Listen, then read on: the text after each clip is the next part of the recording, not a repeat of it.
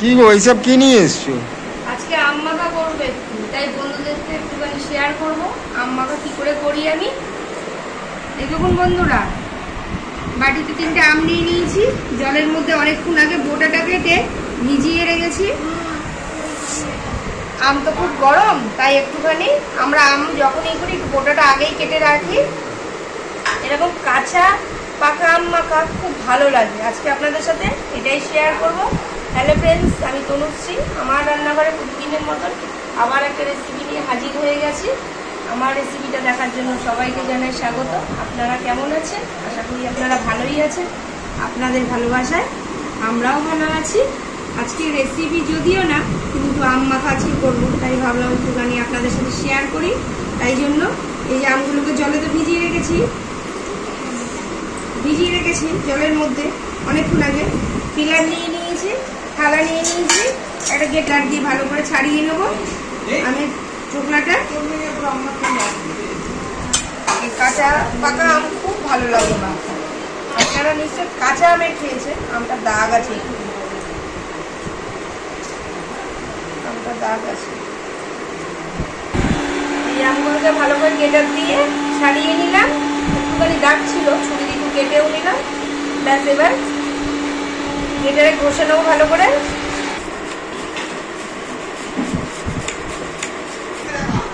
ছোটটা দিয়ে ঘষলে একদম হয়ে যাচ্ছিল, মিহিটা বেশি হচ্ছিল, তাই জন্য আমি বড় গেটার দিয়েই ঘষছি, এটা বেশি ভালো লাগবে।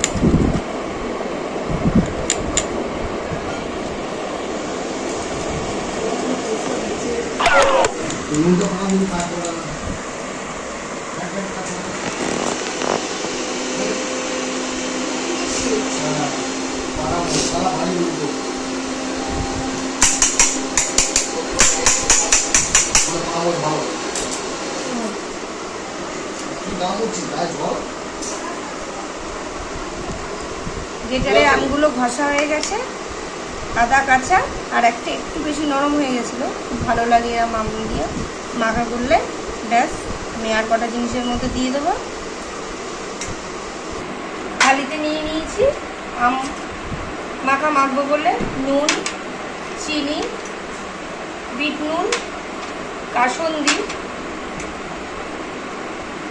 লেবু পাতা, সাথে 2টো শুকনো লঙ্কা পোড়া। লঙ্কার বোটাটা ছাড়িয়ে লঙ্কাটাকে একটু নুন দিয়ে, লঙ্কাটাকে পুরো গুঁড়ো গুঁড়ো করে নেবো নুন দিয়ে।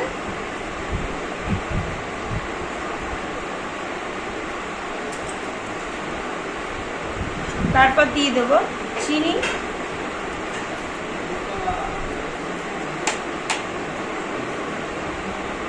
আর একটু নুন দেবো, আর দেব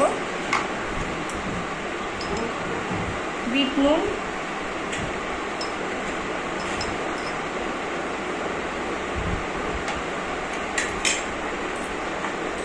তারপর দেবো কাসুন্দি,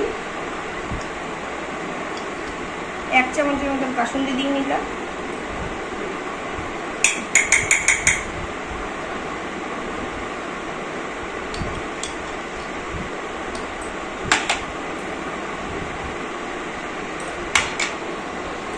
দিয়ে ভালো করে আগে মেখে নেব।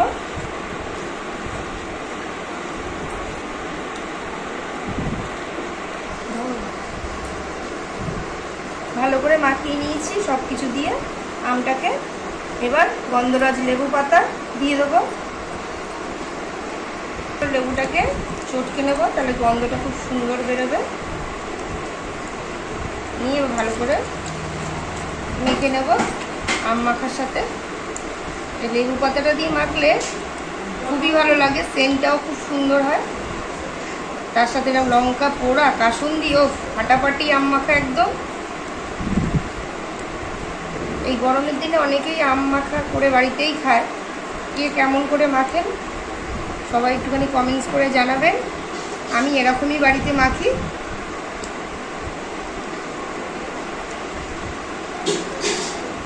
ব্যাস রেডি হয়ে গেছে আম মাখা।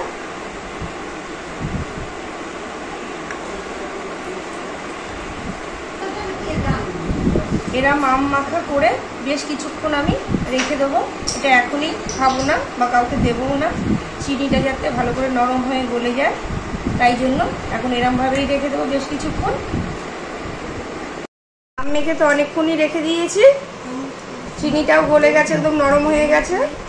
এবার এই দেখো কাঁঠাল পাতা নিয়ে নিয়েছি। ছোটোবেলায় আমরা এরকম করে খেতাম। কাঁঠাল পাতার মধ্যে আম মাখা দিয়ে দেবো, দারুণ লাগে। কেন মা, মাকে দিলাম, খেয়ে ভালো। এদিকটা দেখো,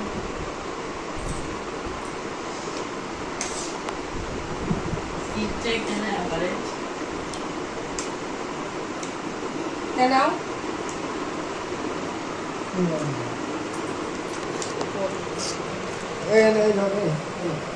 এই যে সবার জন্য কাঁঠাল পাতার মধ্যে করে নিয়ে নিয়েছি। সবাই একসাথে বসে এখন খাবো। ভাত খাওয়া হয়ে গেছে, ভাত খাওয়ার পরে আম মাখা এরকম গ্রেটারে ঘষে কাসুন্দি, লঙ্কা পোড়া যেরকম ভাবে আমি করেছি একদিনকার করে খাবেন, আশা করি খুবই ভালো লাগবে।